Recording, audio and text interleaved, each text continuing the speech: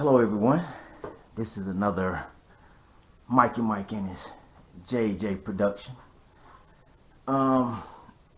So this video I want to kind of chronicle some of my I guess discoveries, as you will, as a new train hobbyist, and how I have kind of discovered and stumbled on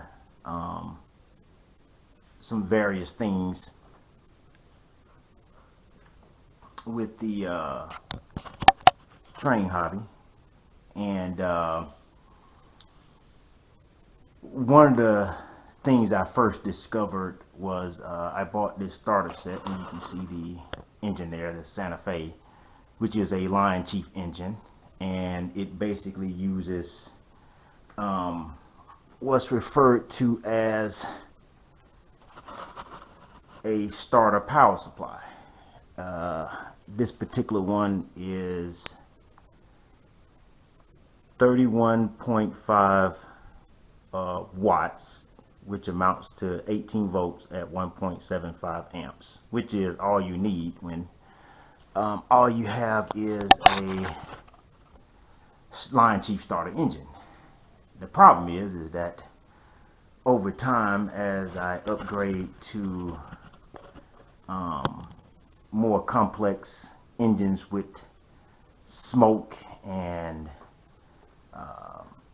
better horn sounds, more power, like the LionChief 2.0 that you see in the background there, the CSX, I didn't realize that those particular ones require more power, something that the 1.75 amp was insufficient for. Matter of fact, this particular train engine, let me see if you can see it over in the background there. You might be able to see it. Let's see, probably get a better idea there. Probably see it through there. That is a LionChief 2.0 Southern Pacific AA set.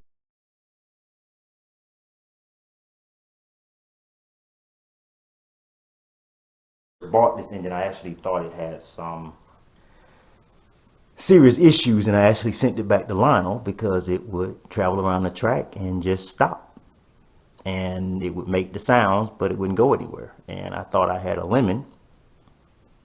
Turns out it was the track power, and the people at Lionel should have known that.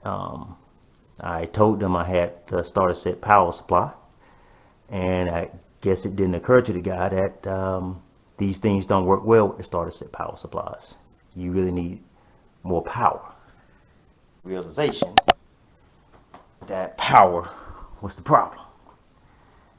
So initially I got a 180 watt brick, and that worked fine, but I noticed that it did not tell me how much amperage I was actually using. And having a degree in, or a background rather, in electrical engineering, I was always curious as to how much power these engines actually use, especially when you're running 2 or 3 or more engines around the track at the same time.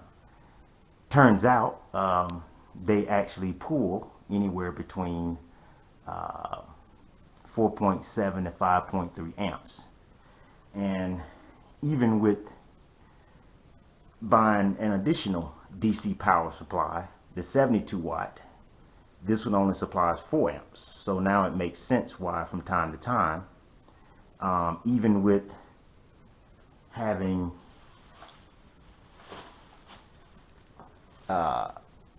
6 of these spread around the layout, the most they could supply was anywhere from 1.5 amps to 4 amps. And when these bad boys are sucking 4.5 to 5.3 amps, from time to time they stalled out. And I thought it was the engine, when it turned out it was the power supply. So I traded the 180 watt in to trains.com, and I got the Big Daddy. Now this isn't the biggest daddy of them all. Of course, Lionel makes a ZWL, which cost about as much as a mortgage, or half a mortgage, or quarter of a mortgage, depending on what part of the country you live in. So to me, this was a good balance between having the power while at the same time not spending your mortgage or rent money on it. So I got this bad boy, and I love it.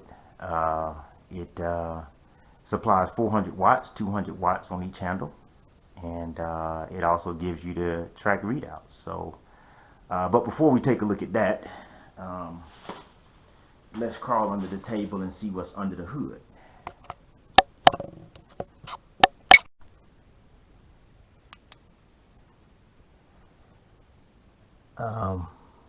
So what we have here is, I forgot what they call this, some type of bus or something like that. I should know this stuff, but I've been out of engineering for 20 years, so give me a break. And so basically, I should have listened to the guys on the YouTube video. I actually talked to the people over at the shop where I get my training supplies from, and they told me to get one of these and just simply run a couple of wires to some of the track that I have, and it should basically spread enough power throughout the layout. But I think the guy at the shop didn't realize how big my layout was. What I should have done is just ran a bus wire around the layout and then just ran feeder wires from there. But instead I have this spider web of wires running all underneath the tables or what have you. And yeah, so my mistake there, but hey, once again, I am learning, and but this works for now. I actually have wire from the handles going to this bus here, and it distributes it all throughout the layout, and so there's sufficient power to run all of my trains.